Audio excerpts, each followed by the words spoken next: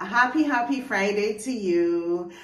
This is the 29th, I think, of September. Tomorrow is the last day of September. I hope that you had a successful and an enjoyable week.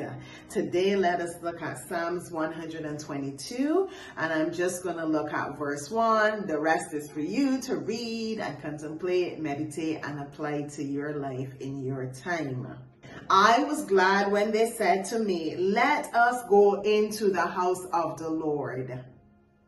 As we wait on the Lord, we are to surround ourselves with children of God, persons of like mind, persons that have the mind of Christ, okay? We are not to forsake the gathering together of the brethren. Do not be in isolation. Be happy and be glad about going to the house of the Lord. That can refer to church, okay? Or it may be like how we have family connection on the first, usually the first Sunday or second Sunday of the month.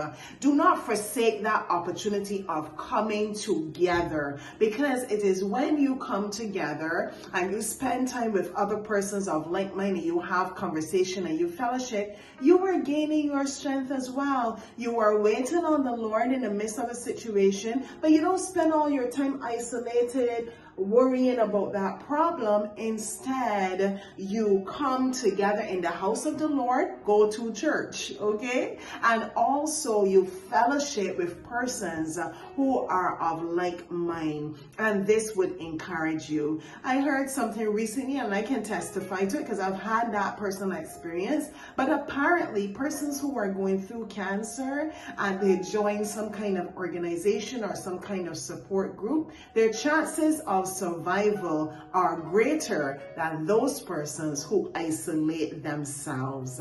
It is the same thing when it comes on to living this holy life before God. Those who so associate themselves with like-minded persons and children of God, they go to church and they become active and they serve and they fellowship with persons of like mind, they are able to strive. They are able to count it all joy when they're going through trials and tribulations, because they're gaining strength from other persons. We are all going through. There is no one on this earth that does not face a problem at some point or another. We are all going through. So why can't we go through and support each other? Why can't we go through together? May God bless you. Have yourself a wonderful weekend.